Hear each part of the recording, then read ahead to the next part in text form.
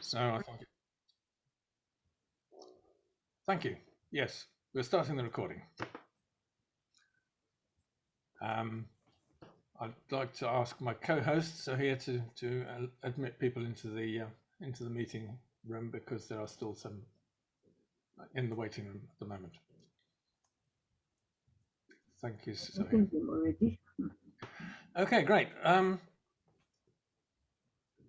Brief introductions here. I was very grateful to Galatia Evangelidou to volunteer to do this talk. It's very unusual, actually, to get volunteers. I normally have to twist their arms and then poke them for the resume. But this time it all arrived in a package, so I was really grateful. And it's a very appropriate subject as well, because so many of us just treat the internet as a sort of fluffy cloud, and we don't really know how communications get from one place to the destination.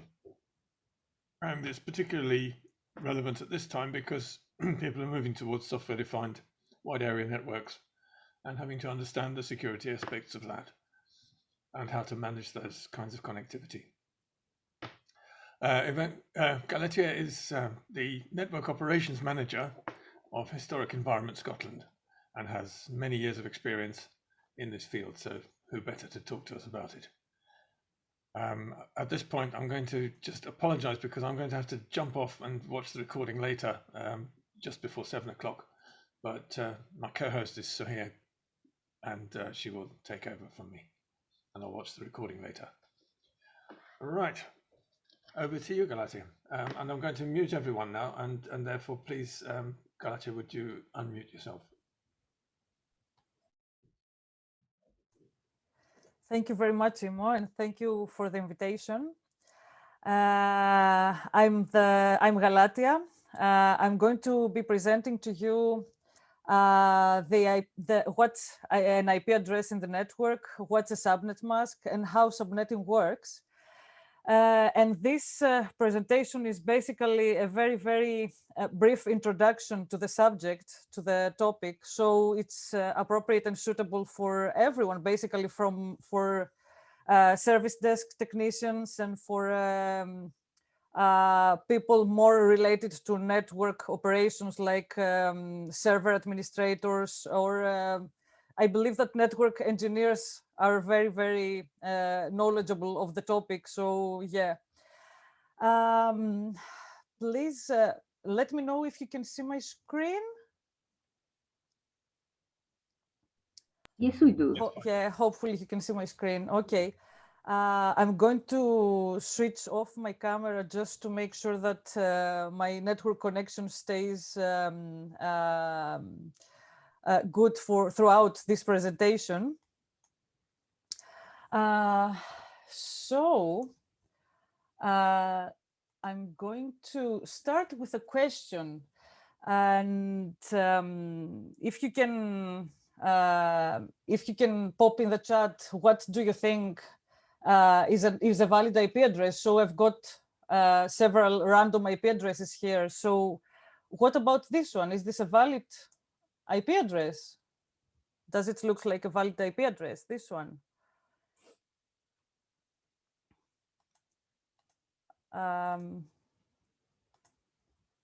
Yeah. So everybody got it. What about this one? 333.333.333.333. Does it look valid to you? Yeah, that's right. It's not valid. And yeah, what about this one? 1.2.3.4. Yes, correct. This is a valid IP address. 1.1.1.1. Yeah, that's correct. That's correct. Yeah, all the IP addresses here are valid except for 333, all threes, and 123.456.789.10. Let's move forward to the next slide. And let's have a brief discussion on what a valid IP address should look like, and what, of course, what its purpose is. So just to make sure that we're not confused, this presentation is for IPv4 IP addresses. We're not going to touch any IPv6 IP addresses this time. So an IP address is of this form. So let me just write a random IP address. 192.168.0.1, let's say. So an IP address consists of 4 octets. This is an octet, this is an octet, this is an octet, and that's the last octet. And all 4 octets are divided by a dot. So it's something dot something dot something dot something.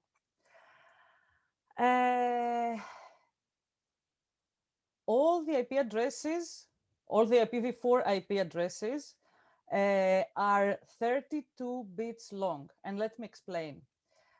Each octet is 1 byte. So we have got 1 byte here, 1 byte here, 1 byte here, and 1 byte here. So the whole IP address is 4 bytes long. But as you may already know, a byte is 8 bits. So in total, we have got 32 bits. And that's the length of an IPv4 IP address. But let me answer the last question here. Why do we need IP addresses? If all the network devices belong to the same network, to the same local area network, and the network is only one segment, we literally don't need an IP address to achieve communication between the devices. An IP address is required so that we can achieve communications between different networks. So devices in a network A can communicate with devices in a network B. That's why we need IP addresses. Devices only in the network A can communicate with each other without an IP address. But in order for them to communicate with network B, they do need an IP address. And I will explain more about this later. Let's see now what is a public IP address and what is a private IP address. Private IP addresses are used in all the private networks. And what do I mean by this? A private network is a network we've got at home and a network we've got at the corporate environment.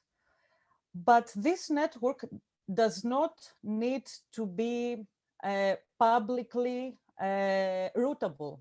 So devices in those environments, those private environments, cannot communicate with the internet or with the cloud by having a private IP address. So we have got 3 different ranges, 3 different private ranges, or maybe it's not 3, but it's 3 basic, 3 known private ranges. There's a couple of more, but we won't talk about this because it's for very, very specific, let's say, scientific reasons, basically. But the 3 classes used in private environments are class A. So this IP space is the 10.0 space. So you can see here it goes from 10.0.0.0 and it goes all the way up to 10.255.255.255. Yes, there is a mistake here. So it's Yeah. Apologies. Class B networks is the 172 range, 172.16. This is the start IP address, and it goes all the way to 172.31.255.255. And Class C is 192.168.0.0 and all the way to 192.168.255.255. This last class is more likely to have for you to have it in your home network, and I'll show you more later. So all the providers, all the internet service providers providing our connectivity at home, all the routers are programmed in this range because it's the range, the most suitable range for a home environment, because we don't require too many hosts to be connected with each other. The public ranges are basically all the rest. So whatever does not belong in these ranges are public internet, public IP address ranges, and these IP addresses we meet them in the internet. So servers, services, clouds, providers have got IP ranges of any other ranges rather than these three classes. So let's say, for example, Google's DNS server is 8.8.8.8, one of the DNS servers, because Google have got other IP addresses and other multiple DNS servers. So one of the most famous, let's say, IP addresses for network engineers is the 4 8s.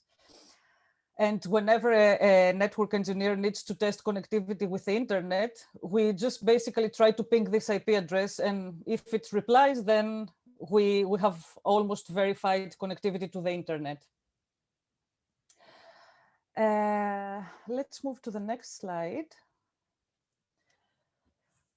The first piece of understanding subnetting is working with binary.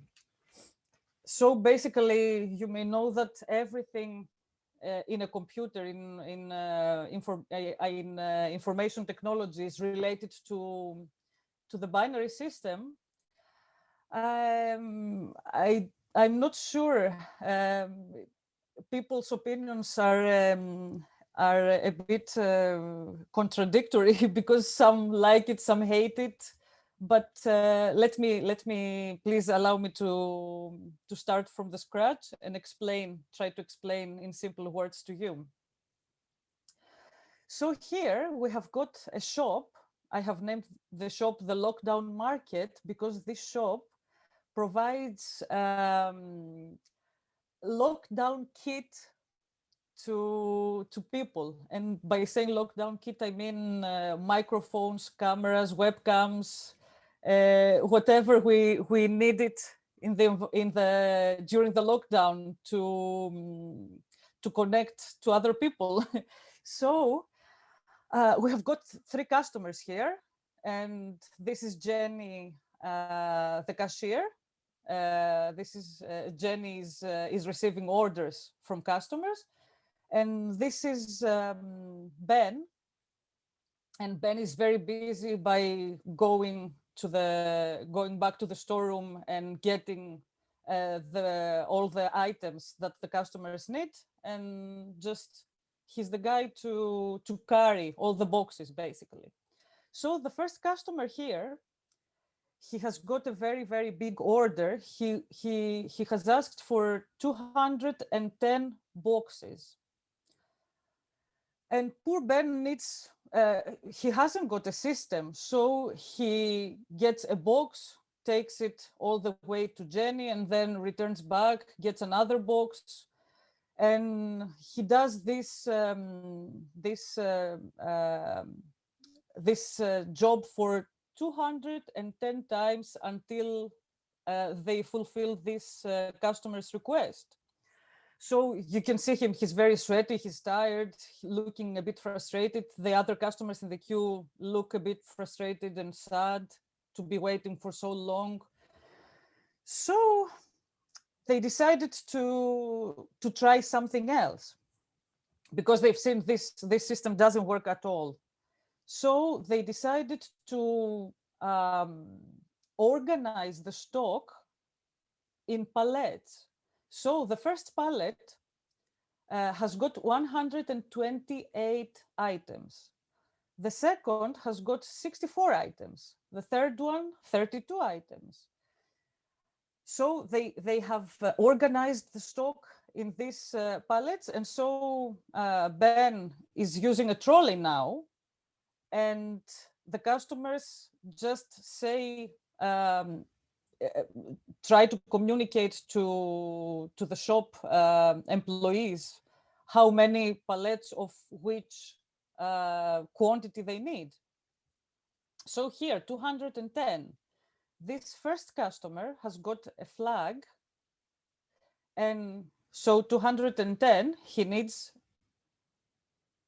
a pallet of 128 items. So let's do the math here. Let me try to be more as simple as I can. So if we subtract 128 from 210 is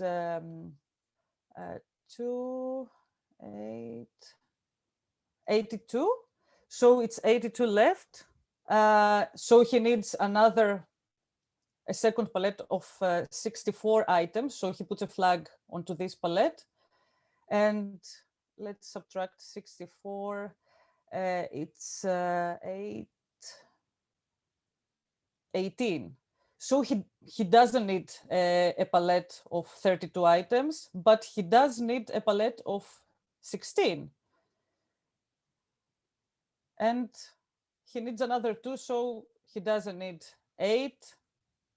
He doesn't need 4, but he needs a pallet of 2 items. And again, he doesn't need a pallet of 1 item.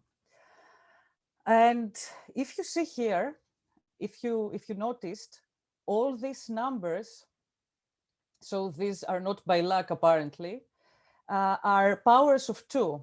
So this is 2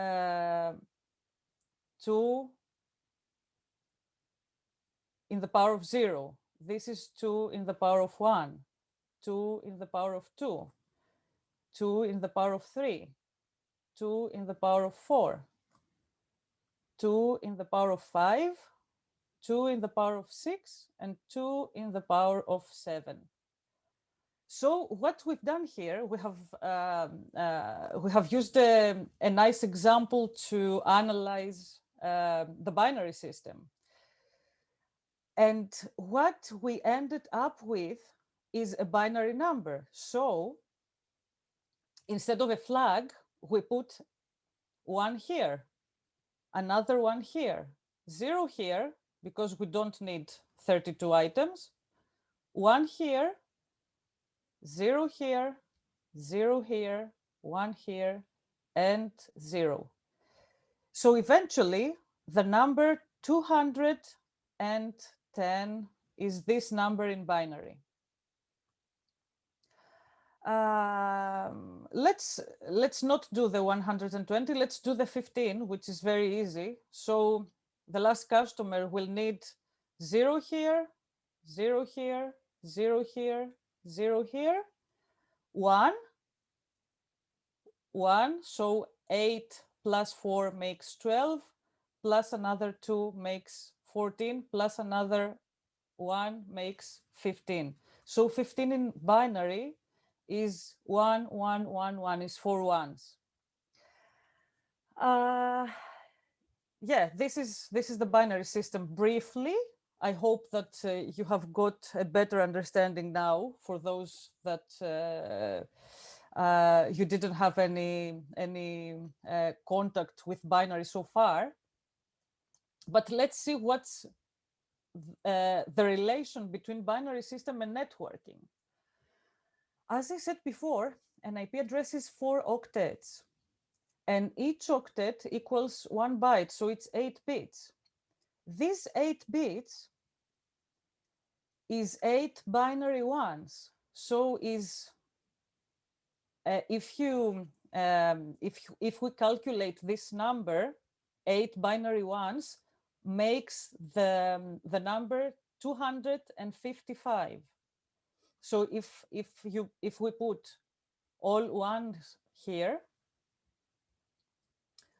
and we add all those numbers, 128 plus 64 plus 32 plus all these numbers, we will get 255 in decimal.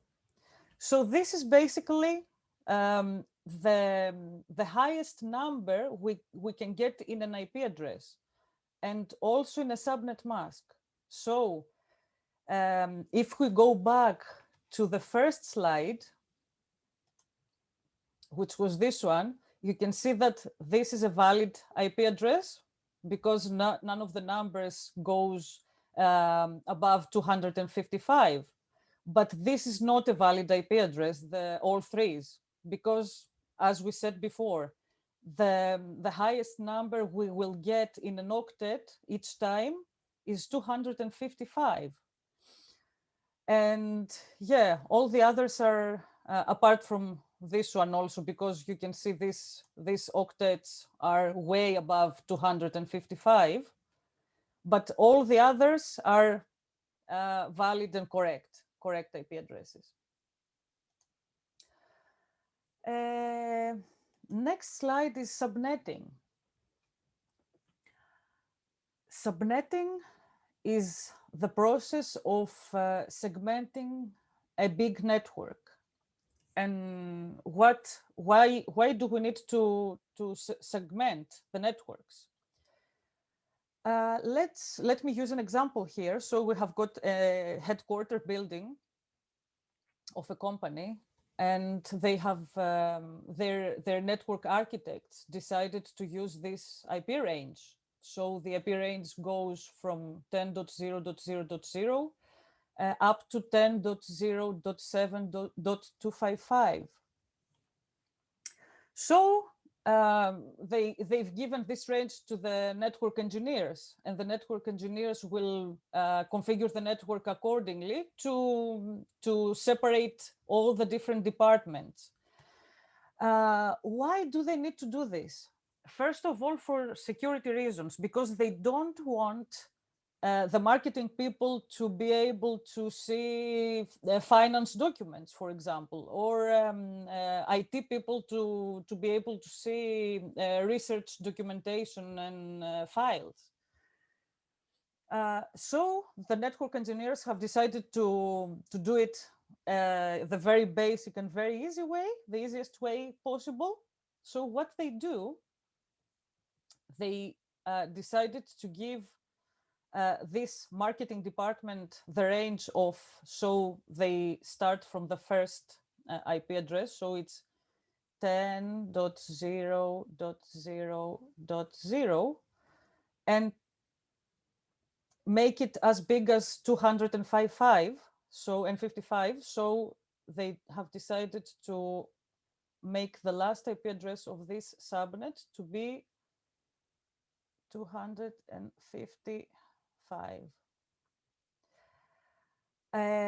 The next, so we have exhausted the 255 here, so we need to go to the next octet, which is this one.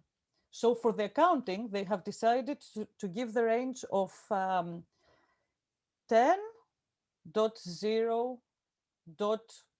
So we keep these 2 octets the same, but the .0 is now not valid anymore because we have exhausted, as I said before. So we need to go to 1.0. And again, use all the 255 IP addresses. So 10 all the way up to 10.0.1.255. For this subnet, for the HR subnet, they are going to use 10.0. We haven't exhausted this octet. It's nowhere near 255, so we can use the 10.0.2.0 up to 10.0.2.255. The IT department, 10.0.3.0 up to 10.0.3.255. Finance, 10.0.4.0 up to 10.0.4.255. And you have guessed right, it's pretty much the same for research up to 10.0.5.255. But what do we notice here? First of all, if we use if the network engineers segment the network this way, the spare ranges, so we have used up to 5.255. So sorry.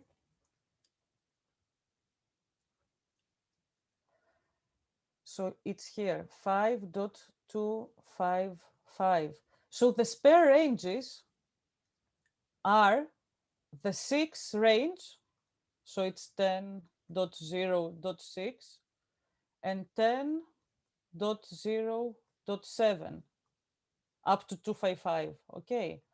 So basically we have got another 2 subnets of the same size for future implementations, which is, yeah, it's not too bad, but it's not ideal. And let me explain why. Nobody said, so we have got 255 IP addresses available here. So the capacity of each range is 255.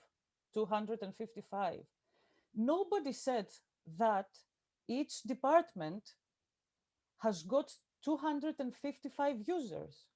Nobody specified that. So this is not a wrong way to do it, but this is not the ideal way of subnetting our networks, because apparently we want to keep things in a reasonable scale. So it's very it's very random, this segmentation, this network segmentation. And I believe that you working in networks or in IT, you will never or rarely meet such a configuration for networks, because what we are doing in networks is preserving network space, preserving IP space. We're always trying to be reasonable. We're always trying to future-proof our networks. So if we give each network a space of 255 IP addresses, what's left for future implementations? Basically, we are a bit stuck here, because if we use these last 2 networks, so let's say somebody says, we would like to broadcast some Wi-Fi SSIDs, then what's left for the clients on the Wi-Fi network to get IP addresses for what range? So basically, we're in a very difficult position right now, and that's why we avoid doing it this way. But before we go to the normal way of doing our subnetting, just give me a moment to explain what is a subnet mask. So a subnet mask is the critical component to identify the scope of a network range.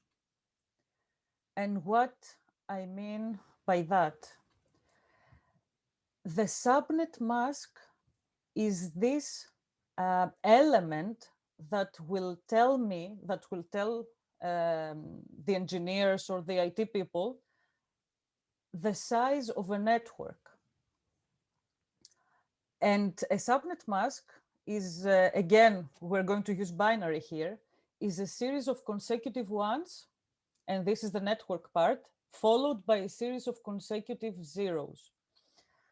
So a subnet mask basically is the form of, let's say, 1, 2, 3, 4, 5, 6, 7, 8 ones here, dot, because we need 4 octets for the subnet mask as well.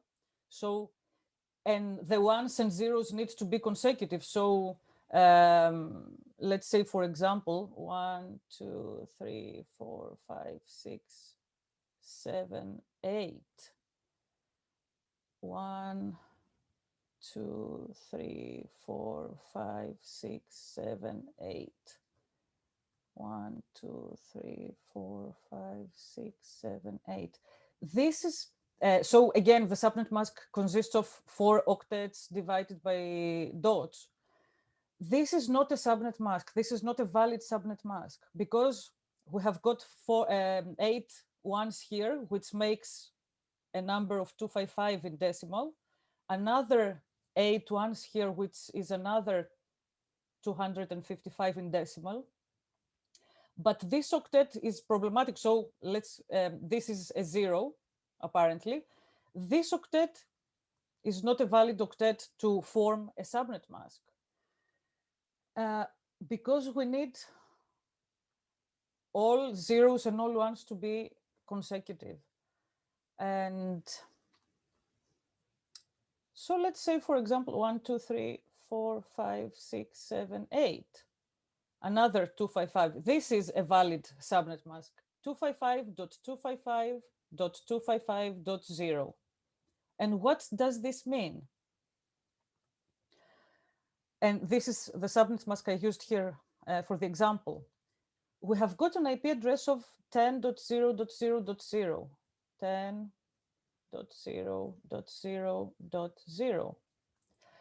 If the subnet mask, the size of the network is specified by the subnet mask, if the subnet mask is 255.255.255.0, this means that this octet 255, let me 255. 255.0. So this means that all the bits, all the one value bits are the same. So this will stay the same, this will stay the same, this will stay the same, but this is a 0. So this is going to change for each host. So this part up to here, the parts with the consecutive ones, if you see here, it's the network part. So the network part of the IP address remains the same. What changes is the host part. The host part is the zeros. So the host part is going to be 10.0.0.1. 10.0.0.2. So let me write it here, 10.0.0.1. So whatever is a 0 in the subnet mask will change to facilitate an IP address for each host. So 10.0.0.2. But basically, so we said that this is the IP address of the network and this is the host. 1, 2, 3, 4, 5, 6. How do we know where the range stops, where to stop? This number is 1, 2, 3, 4, 5, 6, 7, 8, 10, and so on and so forth. Where do we stop, basically? It's the subnet mask to tell us where to stop, because this subnet mask, this 255.255.255.0 is a subnet mask which allows me to use 255 hosts in the network. So this part of the network of the IP address is going to stay the same, and the host IP addresses are going to be from .1 up to 2.5. It's not 255, but it's basically 254, because the first IP address of the network, so the 10.0.0.0, is used for the network IP address. So this is the network IP address. And the 255 is the broadcast IP address. I'm not going to go into details what these two IP addresses are, but just the basic idea is we avoid using the first IP address of the range and the last, because they are allocated for the network and broadcast IP address, but all the ones in between, from 1 up to 254, are usable IP addresses for hosts. Let's analyze another example here. So give me a moment to delete all these.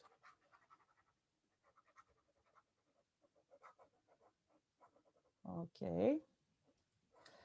So the next example, again, it's the network of 10.10.10.10, sorry, 10.0.0.0, but the subnet mask is different. 255.255.255.128. So what's the deal with this network? What's the size of this network? Again, we start 10.0.0.0. We know that this is the network IP address. But what's the difference between these two subnet masks? So again, 255. This means that this number here, this octet, will stay the same. 255, again, this octet will stay the same. 255, this octet is going to stay the same. Dot 128. What does this mean?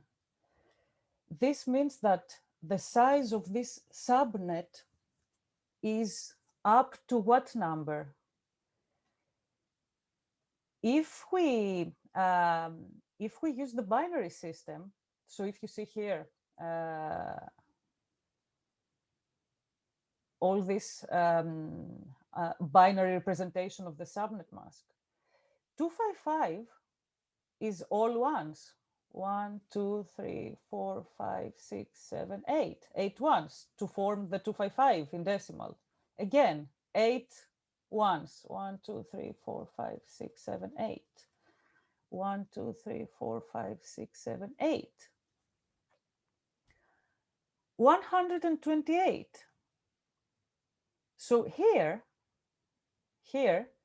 we're going to have 1 here and 1, 2, 3, 4, 5, 6, 7 zeros, because this is 128 in binary. So what a network engineer understands by this subnet mask, that now my number of hosts in the network, so again, the ones indicate the network. Okay, so the network is, this is all ones in my subnet mask, this is all ones in my subnet mask, this is all ones in my subnet mask, but this octet is not all ones. This octet is 1, 1, 1, and 7 zeros. So this octet does not go up to 255 hosts. The capacity of this, the subnet mask, indicates a capacity different than 255. So what's the capacity of this network? The capacity of this network is 128, because the last one indicates the capacity. So the capacity of this network is 10.0.0.0 up to 10.0.0.127. Okay, because as I said before, the last IP address is not in use. So, or maybe, sorry, because if you count from 0 all the way to 127 is 128 IP addresses. So this network goes up to 127. This IP address, for example, 10.0.0.150, let's say, this IP address, it may look similar to this network because it's 10.0.0. something, okay? But if you see, does not belong in this range. This .150 is different network, a different range. So this client here, the 10.0.0.150 with IP address of this IP address, so cannot communicate with this. The clients have been assigned to IP addresses from this range. So this is one common point of confusion with some colleagues, that they don't know too much about IP ranges and IP addresses and subnet masks. So they believe that, yeah, okay, it's 10.0.0.150. So what's the difference between 10.0.0. Let's say 10.0.0.97, for example. So why this .97 computer cannot communicate with this 150 computer? What's wrong? What's wrong is the subnet mask, because the subnet mask of 255.255.255.128 separates this network. So these clients here, this one and this one, will not be able to communicate with each other because of the subnet mask. They belong in two different networks. Apparently there is a way for them to communicate, but we need a specific configuration and an additional device to achieve communication. But in the basic configuration, these two devices will never be able to communicate with each other because of the simple reason that they belong into to two separate networks. Let's go back to the example of the previous example, the company with the HQ building.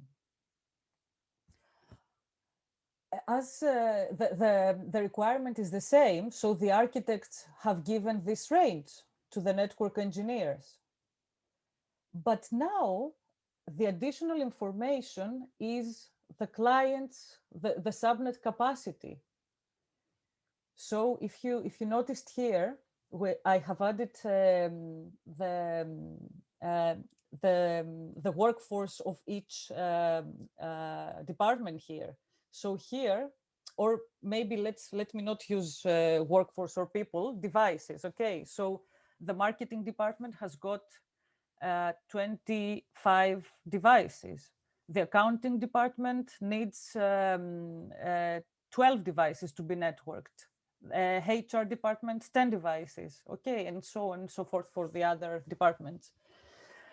Now the network engineers have got to deliver subnetting, but including the information of each department's requirements and capacity. And this is where the VLSM comes into play. So it's a various length subnet mask. Before, we used same capacity networks for all the departments. We didn't care about actual capacity, actual requirements. So we gave, let me go here to the previous slide. We gave all the departments a capacity of 255 without caring of actual requirements. And that's why we were left with only two spare ranges for future implementations. But let me show you. Let me show you what's the right way of doing subnetting. We always start from the greatest number, and the greatest number, the subnet with the most clients is this one, the research. They need 68 client devices in their network. So what do? We get the first available network here, which is this one, 10 and all zeros, 10.0.0.0. And we need to provide a network to support 68 devices. But we need to future-proof our network. So let's not make it too tight. And I will say that let's go back to our binary. So it's 128, 64, 32. Okay, this is the powers of 2. 16, 8, 4, 2, and 1. 1, 2, 3, 4, 5, 6, 7, my 8 bits will go here. Okay, so 68. Can you see? I cannot give them a subnet mask of 64 because it's not enough to support my requirement. So I will, whether I like it or not, this is how binary works. I need to go to 128 to support 68 devices, okay? So I need to give them a range of 10.0.0, this is the starting point of the range, 10.0.0.127. As I said before, it's all the bits here. If you do the math, it's 128 IP addresses. So the subnet mask of this network, I have decided the range. The subnet mask will be what? It's 255, 255, 255, because I need all 8 ones here. Okay, 1, 2, 3, 4, 5, 6, 7, 8. 1, 2, 3, 4, 5, 6, 7, 8 ones. Again, 255, 1, 2, 3, 4, 5, 6, 7, 8 ones. But I don't need 8 ones here. I only need 128. So 128 is 1 and 7 zeros. 1, 2, 3, 4, 5, 6, 7 zeros. And this is my subnet mask. So the subnet mask for this network is 255, 255, 255 dot 128. Let's go to the next network. The second biggest network subnet in this company is the IT. 34 clients, 34. Let's go back to our binary here. 34. We notice here that 32 is not enough apparently, so we need to go to 64. So my next network, I'm going to start from where I left. So my range 10.0.0.128. This is my new network. Up to what number? Let's do the math. Okay. The number is going to be whatever this number is, plus, because I will go to a network of 64 because I haven't got capacity to support my IT department with this 32. So binary system gets me to use 64. So 128 plus 64 is 9.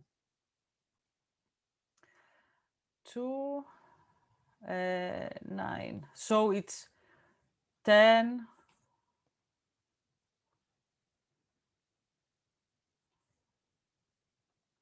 My range is going to go up to 10.0.0.191. Okay. And what is the subnet mask going to be?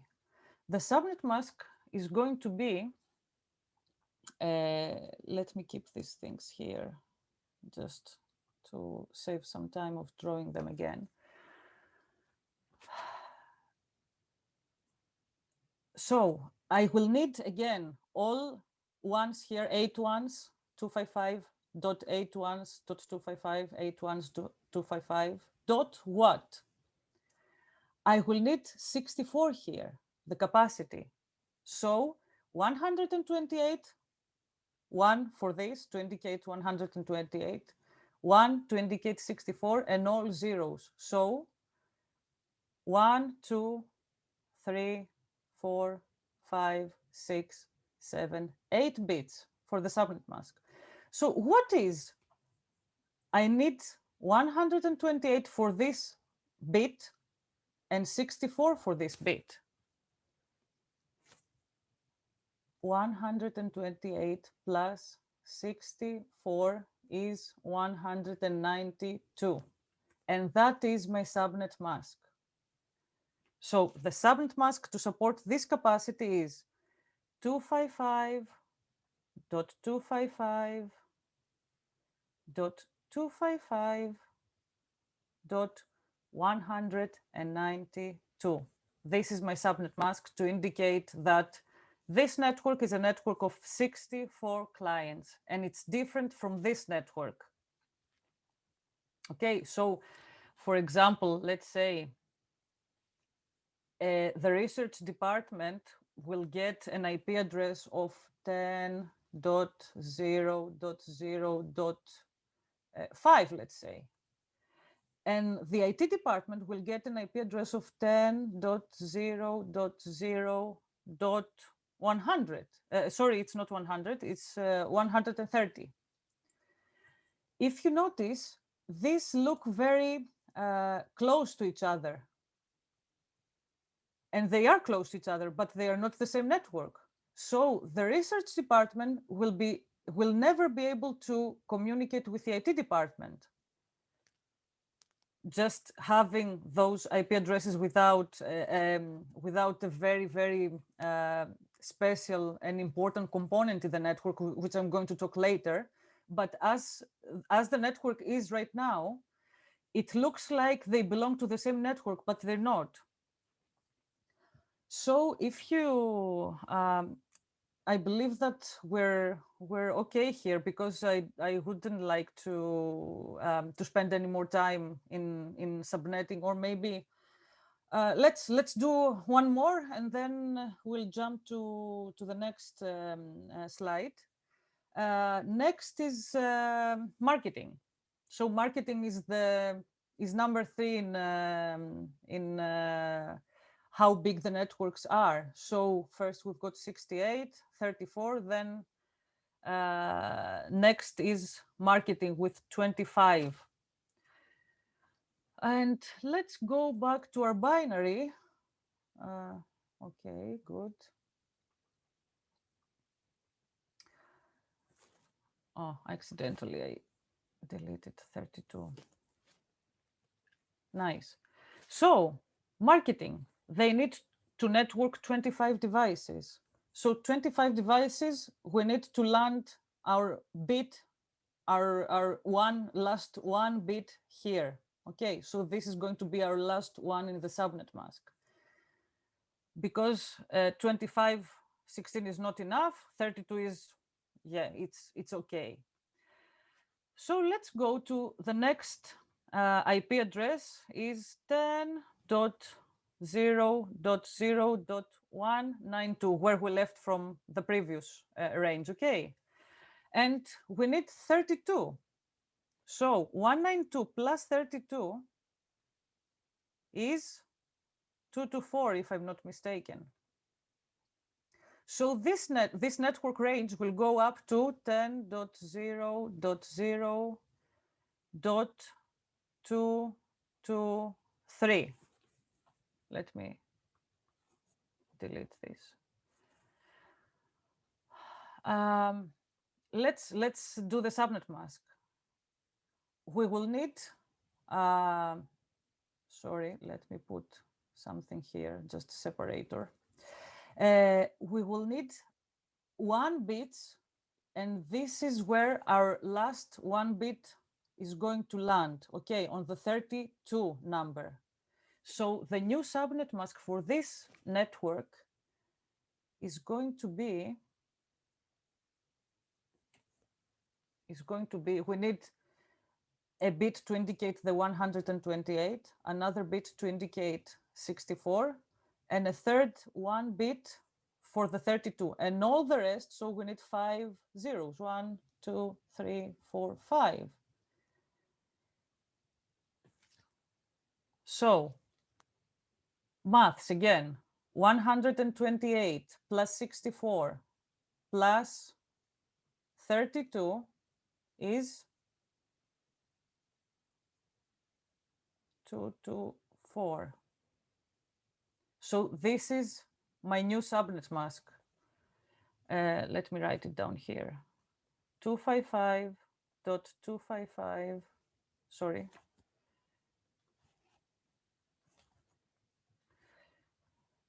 .255.224.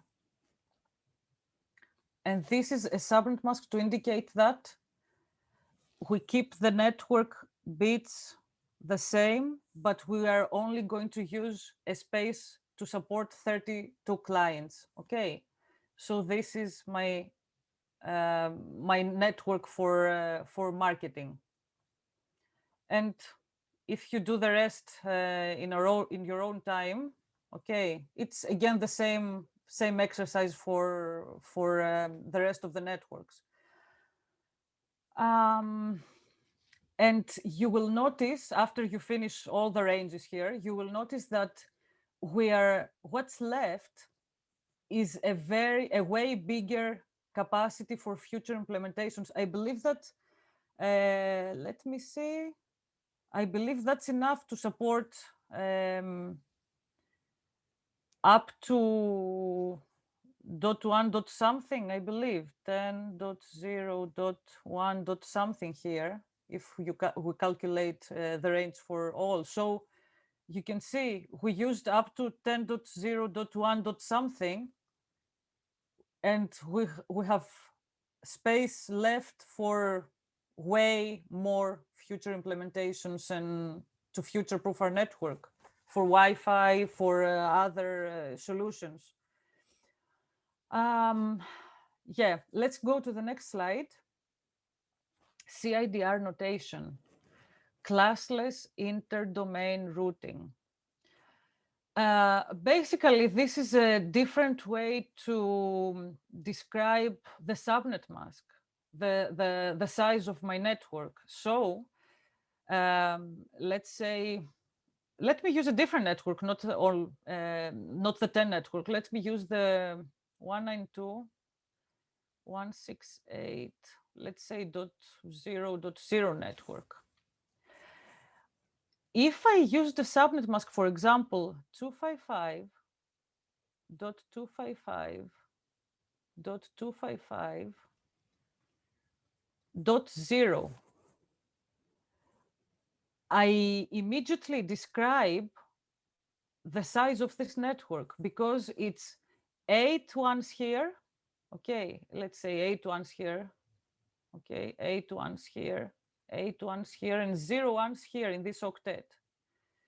So this means that I've got a network of capacity of 255 hosts, clients. And my subnet mask is this one. So without saying the subnet mask, a different way to describe my range is /24. And what does this mean, /24? It means 24 ones. That's simple. So 3 times 8 ones on each octet, it's 24 ones. A subnet mask of 255, 255, 255, 1, 2, 8. What /CIDR notation is 8 zeros, 8 ones, sorry, here, 8 ones here, 8 ones here. How many ones here? 1, because it's 128 is in binary is 1 and all zeros. Okay, I'm not going to draw all of the zeros, all zeros. So I need 24 ones plus 1. So this subnet mask is a /25 subnet mask. And it's quite the same for all the masks. So a subnet mask of, let's go, let's not play only with this octet here, but let's move to this octet. What is a subnet mask of /23? This means I need 23 ones. That's what a CIDR notation is. I need 23 ones in my subnet mask. 23 ones is 8 ones here, 8 ones here, 7 ones here, and 0 ones here. So this third octet, so my subnet mask is going to be 255, 255. What is 7 ones? 1, 2, 3, 4, 5, 6, 7, and a 0. And the other octet is all zeros. So what is this number in decimal? This is a binary number apparently, but what is this number in decimal? 128 plus 64 plus 32 plus 16 plus 8 plus 4 plus 2. All of it is 254. So this is my subnet mask for a /23 network, 255.255.254.0. Okay. Default gateway. The default gateway is the IP address, is a device that enables different networks to communicate with each other. And it's basically the router in the network. Okay, so my default gateway in my IP configuration, my network configuration, is the IP address of the router. Okay, so the information we need to configure a network device is its IP address, let's say IPv4 address. Okay, subnet mask,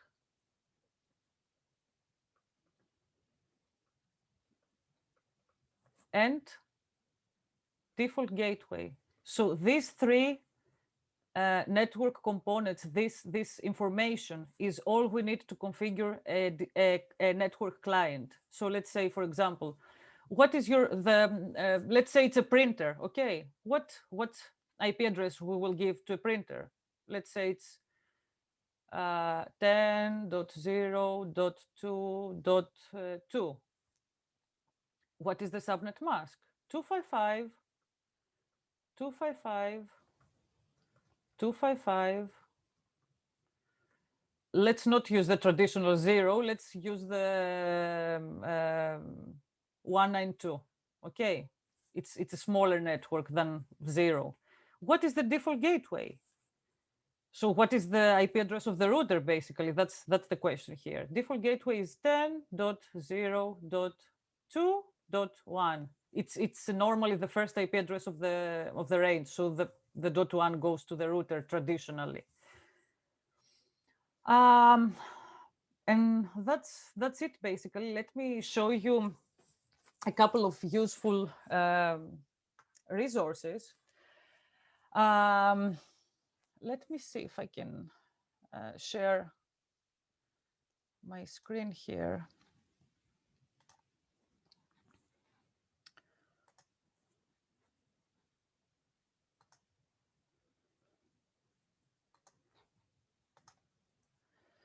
I hope you can see my screen.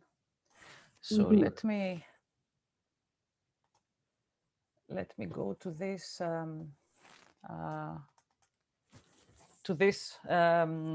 very, very useful tool here in the network. So this,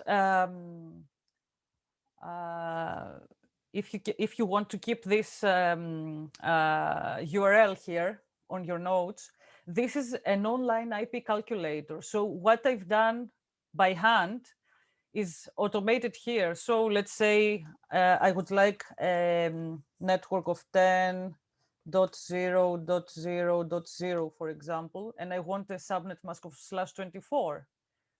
I hit calculate here, and this very useful tool, it says the network address is 10.0.0.0.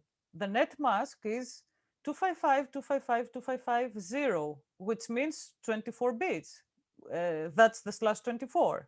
And it does, if you see here, it does all the binary for me. It explains the binary. Network. This is the network. Broadcast, I told you before, it's the last IP address of the range. Minimum host IP address is the .1. Maximum host IP address, the .254. And this is the capacity. So that's a very powerful tool to do subnetting. Let me show you another simple tool here. So this is the command line. If you type CMD on your search on your Windows machine, this window will pop up. If you type ipconfig/all and hit enter, so all this information you're going to see. Let me give you an example. Yeah. So here, IPv4 address. This is my computer's IP address. 10.230.31.79. This is my subnet. Sorry. Yeah, because this is my VPN. Let me see if I can find the local one. Yeah, okay. Yeah, this is my subnet mask because my computer now is a host to the VPN. So yeah. But basically, what you're going to see here is the first IP address of your network. So if your local network is 192.168.0. Something, your internet service provider who brings your broadband connectivity at home is going to have a subnet mask of 255.255.255.0, and your default gateway is going to be the first IP address of this subnet. And yeah, that's it. That's it for me. I hope that you got a good idea of what a subnet mask is, what IP address is. Subnetting. Maybe I will stop sharing this screen, and I'll return back to the other screen I was sharing before. And if you've got any questions, just pop them in the chat, and I'm hopefully in a position to answer. Thank you very much, Galatia. It's fantastic. Really, really good seminar and clear. Anyone has any questions?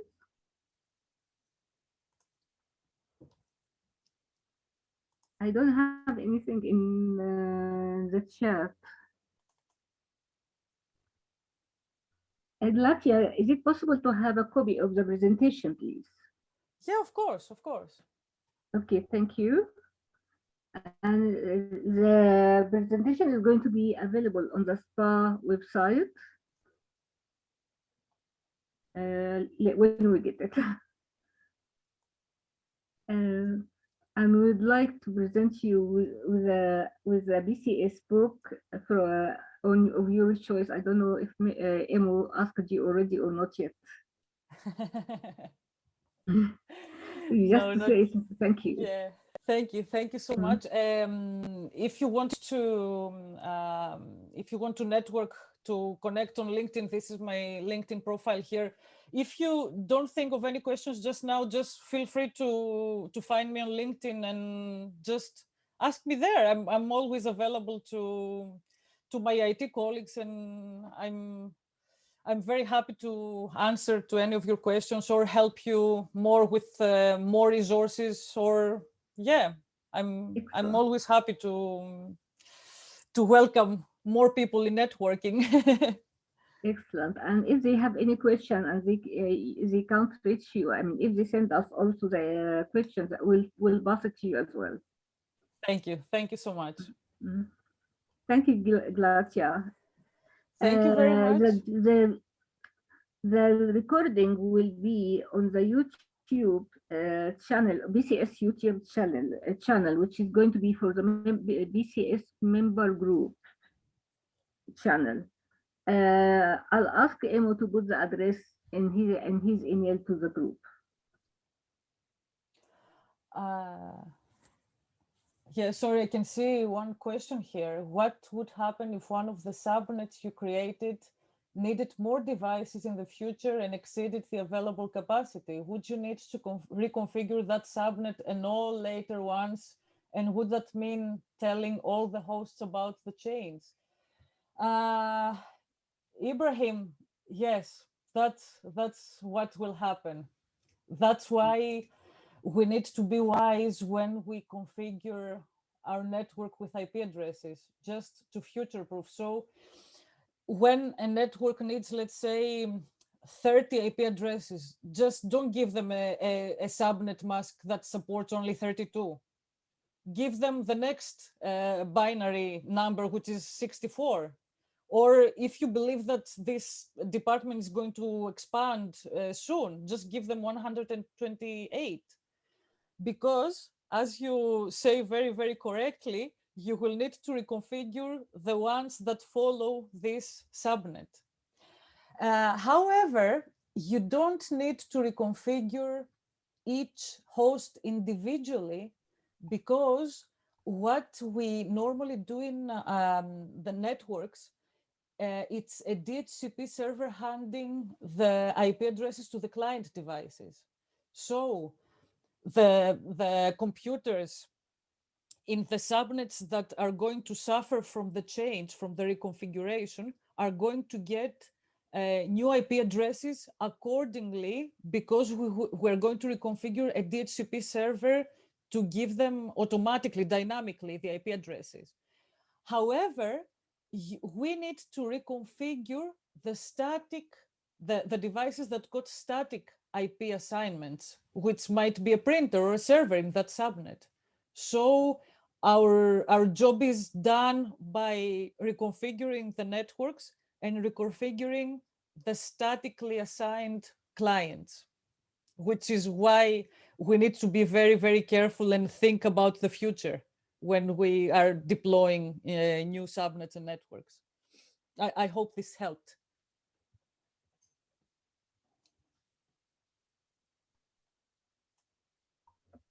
Any more questions?